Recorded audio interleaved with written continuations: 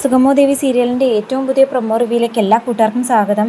ശത്രുക്കൾക്കൊക്കെ ആഘോഷിക്കാൻ കിട്ടിയ ഏറ്റവും നല്ലൊരു അവസരമാണല്ലോ ദേവിക ചന്ദ്രോത്ത് വീട്ടിൻ്റെ പടിയിറങ്ങി എന്നുള്ളൊരു വാർത്ത. ഇസബെല്ലയും കെവിനെയും ഋഷിയും സംബന്ധിച്ച് ഇത് ഭയങ്കര സന്തോഷം തരുന്ന വാർത്തയാണെങ്കിലും ഋഷി അരുന്ധതിയോട് പറയുമ്പോൾ അരുന്ധതിക്ക് മാത്രം ഇതത്ര സന്തോഷം തരുന്ന വാർത്തയല്ല. ഒരു കണക്കിനല്ലെങ്കിൽ മറ്റൊരു കണക്കിന് തൻ്റെ മകന് ഇങ്ങനൊരു ജീവിതവും ഭാവിയും ഉണ്ടാക്കി തന്നത് ദേവികയാണ്. അപ്പോൾ ആ ദേവികയോട് തങ്ങൾ കാണിക്കുന്നത് ഒരു വല്ലാത്ത ക്രൂരതയാണെന്നുള്ളൊരു കുറ്റബോധമാണ് അരുന്ധതി അലട്ടുന്നത്. അപ്പം ഋഷിയാണെങ്കിൽ അമ്മയോട് പറയുന്നു, അമ്മ അറിഞ്ഞോ കാര്യങ്ങൾ?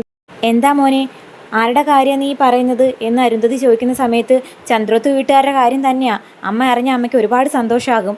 ദേവികയില്ലേ, നന്ദൻ്റെ ഭാര്യ ദേവിക, ചന്ദ്രോത്ത് വീട്ടിൻ്റെ പടി ഇറങ്ങി ബന്ധം ഉപേക്ഷിച്ച് പോയി, വിവാഹബന്ധം വേർപ്പെടുത്താൻ കേസ് കൊടുക്കാൻ പോകുന്നു എന്നൊക്കെയാണ് കേട്ടത്. നീ എന്തൊക്കെയായി പറയുന്ന മോനെ? എൻ്റെ പ്രതികാരത്തിന് ബലം കണ്ടു തുടങ്ങിയ അമ്മ. എൻ്റെ ആദ്യഘട്ടം നന്ദനെയും ദേവികയും തമ്മിൽ അകറ്റുക എന്നത് തന്നെയാണ്. ദേവിക വീട് വിട്ടു പോകുമ്പോൾ പ്രഭാവതി മേഡത്തിന് എന്തായാലും സഹിക്കാൻ പറ്റില്ല. മാത്രമല്ല എന്നോട് ക്രൂരത കാണിച്ച നന്ദനും നല്ലൊരു തിരിച്ചടി കിട്ടും. എന്നാലും മോനെ, നീ ഇങ്ങനെയൊന്നും ചെയ്യാൻ പാടില്ലായിരുന്നു. ആ പാവം പെൺകുട്ടിയുടെ ജീവിതം വെച്ച് വേണ്ട നീ പ്രതികാരം കാണിക്കാൻ.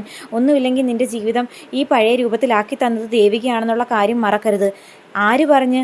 അമ്മയല്ലേ ഇത്രയും പൈസ ചിലവാക്കി അവളെ MLA ആക്കി മാറ്റിയത്. എന്നിട്ട് MLA ആയി മാറിയതിന് ശേഷം അവളുടെ സ്വഭാവത്തിലും മട്ടിലും രൂപത്തിലും ഒക്കെ ഒരുപാട് മാറ്റം കാണിച്ചില്ലേ?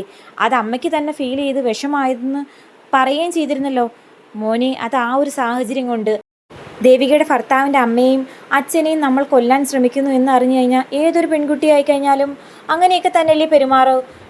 അതിന് അവളെ ഒരു തെറ്റ് പറഞ്ഞിട്ട് കാര്യമില്ല. അമ്മ ഒന്നും ന്യായീകരിക്കണ്ട. എന്തായാലും നന്ദനും ദേവികയും തമ്മിൽ അകന്ന ആ ഒരു സന്തോഷം നമുക്ക് ഈ വീട്ടിൽ വെച്ച് ആഘോഷിക്കണം എന്ന് പറയുമ്പം നീ ഒരുപാട് മാറിക്കഴിഞ്ഞു മോനെ. ഇപ്പം നിൻ്റെ സ്വഭാവത്തിൽ ഒരുപാട് മാറ്റമുണ്ട്. ഇതൊന്നും അത്ര നല്ലതിനല്ല എന്ന് അരുന്ധതി വാൺ ചെയ്യുന്നുണ്ട്. അതൊക്കെ എവിടെ കേൾക്കാൻ? ഋഷിയാണെങ്കിൽ സന്തോഷത്തിൻ്റെ കൊടുമുടിയിലാണ്. അപ്പോൾ ഋഷി അമ്മയോട് പറയുന്ന ഒരേ ഒരു കാര്യമുള്ളൂ, ചന്ദ്രോത്ത് വീട് പൂർണ്ണമായും തകർന്ന് തരിപ്പണമാകുന്ന ആ ഒരു സമയം മാത്രമേ തൻ്റെ പ്രതികാരം പിൻവാങ്ങൂ. അതുവരെ തൻ്റെ പ്രതികാരം ഇതുപോലെ തുടരുമെന്ന് പറയുന്ന സമയത്ത് അരുന്ധതിക്കാണെങ്കിൽ വല്ലാത്ത സങ്കടമാകുന്നു.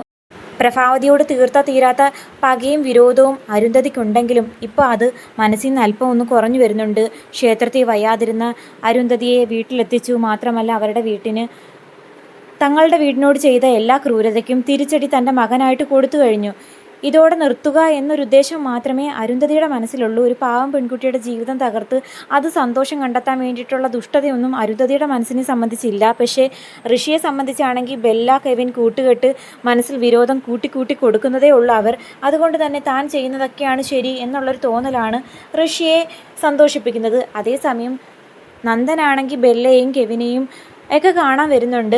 എന്നിട്ട് പൊട്ടിക്കരയുവാണ് ബെല്ലയുടെ മുമ്പിൽ നിന്നും. ദേവിക തന്നിൽ നിന്നും അകന്ന് വീട് വിട്ടു പോയിരിക്കുന്നു. എനിക്ക് അവളെ കാണാതെ ഒരു നിമിഷം മുന്നോട്ട് പോകാൻ പറ്റില്ല. എനിക്ക് എൻ്റെ ദേവിയെ കാണണം. ദേവി ഇല്ലാതെ ഒരു ജീവിതത്തെപ്പറ്റി എനിക്ക് ചിന്തിക്കാൻ കൂടി പറ്റില്ല എന്നൊക്കെ പറഞ്ഞ് സങ്കടപ്പെടുന്നത് കണ്ടിട്ട് ബെല്ലയ്ക്കാണെങ്കിൽ നല്ല ദേഷ്യം വരുന്നുണ്ട്. എങ്കിൽ നന്ദൻ ഒരു കാര്യം ചെയ്യ്, നടന്ന കാര്യങ്ങളെല്ലാം ദേവിയോട് തുറന്നു പറ. അത് കേട്ട് കെവിനാണെങ്കിൽ ആകെ ഷോക്കാകുന്നു. ബെല്ല, നീ എന്തൊക്കെയായി പറയുന്നത്? പിന്നല്ലാതെ ഞാൻ എന്ത് വേണം? ഇവൻ പറയുന്നത് കേട്ടാൽ തോന്നും മനഃപൂർവ്വം നമ്മൾ കാരണമാണ് ദേവി ഈ വീട് വിട്ട് പോയെന്ന്. അങ്ങനൊരു സാഹചര്യം ഇങ്ങനെ ഉണ്ടായെന്നുള്ള കാര്യം നന്ദന് ചിന്തിച്ചാൽ അറിഞ്ഞൂടെ? നമ്മൾ അറിഞ്ഞു വെച്ചുകൊണ്ട് ചെയ്ത കാര്യങ്ങളാണോ? പിന്നെ ദേവി ആ സമയം ഹോട്ടലിലേക്ക് വരുമെന്ന് ആരറിഞ്ഞു? പിന്നെ നന്ദനൊരു സമാധാനം വേണമെങ്കിൽ ഞാൻ ദേവികയെ വിളിച്ച് ക്ഷമ ചോദിക്കാം പോരെ എന്ന് ചോദിച്ചിട്ട് ബെല്ലയാണെങ്കിൽ ദേവിയെ വിളിക്കുന്നു. ദേവിയെ വിളിച്ചു കഴിഞ്ഞാൽ ഉറപ്പായിട്ടും ദേവിക ബെല്ലയോട് ചൂടാകും എന്നുള്ള കാര്യം വ്യക്തമായിട്ടും ബെല്ലയ്ക്ക് അറിയാം. അത് കേൾപ്പിച്ചിട്ടായാലും ദേവികയോടുള്ള വിരോധം കൂട്ടുക എന്ന ലക്ഷ്യത്തോടെയാണ് ബെല്ലയാണെങ്കിൽ ദേവികയെ വിളിക്കുന്നത്. അപ്പം ദേവികയെ വിളിച്ചിട്ട് കോൾ എടുക്കുമ്പോഴത്തേക്കും ദേവി ചോദിക്കുന്നുണ്ട്, എന്താ കാര്യം? അല്ല ദേവിക ചന്ദ്രോത്ത് വീട്ടിൻ്റെ പടിയിറങ്ങി നന്ദനുമായിട്ടുള്ള ബന്ധം ഉപേക്ഷിക്കാനുള്ള പ്ലാനിലൊക്കെയാണെന്ന് പറയുന്ന കേട്ടു. നന്ദനാണെങ്കിൽ നല്ല സങ്കടമാണെങ്കിൽ പോയി പണി നോക്കാൻ പറയുന്നു. ദേവികയാണെങ്കിൽ ചൂടായി പറയുന്നുണ്ട്, എൻ്റെ ഭർത്താവും ഞാനും തമ്മിൽ എന്തെങ്കിലും പരാതിയോ അല്ലെങ്കിൽ അഭിപ്രായ വ്യത്യാസങ്ങളോ ഉണ്ടെങ്കിൽ അത് തീർക്കാൻ ഞങ്ങൾക്കറിയാം. ഇടയ്ക്ക് മൂന്നാമതൊരാൾ വരണമെന്നില്ല, അതും പ്രത്യേകിച്ച് നീ എന്ന് പറഞ്ഞ് ദേവിയാണെങ്കിൽ കോള് കട്ട് ചെയ്യുന്നു. കേട്ടില്ലേ അവൾ പറഞ്ഞത്? എന്നെ വെറും അന്യായിട്ടാണ് ഇവനും അവളും ഒക്കെ കാണുന്നത്. അല്ലെങ്കിൽ നന്ദൻ എന്നോട് വന്ന് ഇങ്ങനെ സങ്കടപ്പെട്ട് പറയുമോ? നന്ദൻ്റെ വർത്തമാനം കേട്ട് കഴിഞ്ഞാൽ ഇവരുടെ ജീവിതം തകർത്തത് ഞാനാണെന്നേ തോന്നുന്നു. എന്താ നന്ദ നീ പറയുന്നത്? പാവം ബെല്ലയ്ക്ക് എന്തുമാത്രം സങ്കടമായെന്ന് അറിയാമോ?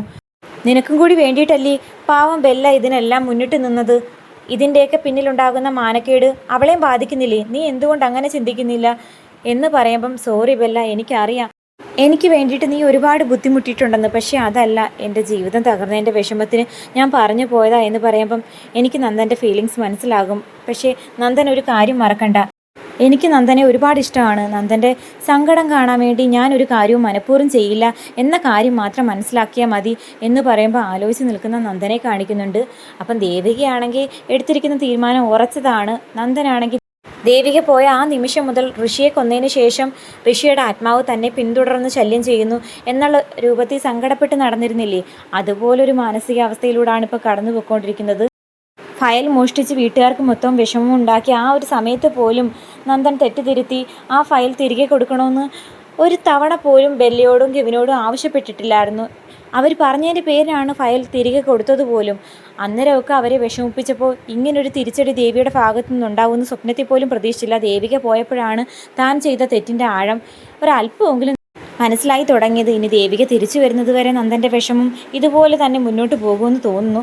എന്തായാലും ബെല്ലയ്ക്ക് നന്ദൻ്റെ വിഷമം, പ്രത്യേകിച്ചും ദേവികയുടെ കാര്യം പറഞ്ഞുകൊണ്ടുള്ള വിഷമം കാണുമ്പോൾ നല്ല ദേഷ്യമാണ് വരുന്നത്. ഇതിൻ്റെ പേര് രണ്ടുപേരും കൂടി ഉടക്കാനുള്ള സാധ്യതയും കാണുന്നുണ്ട്. കാത്തിരിക്കാം.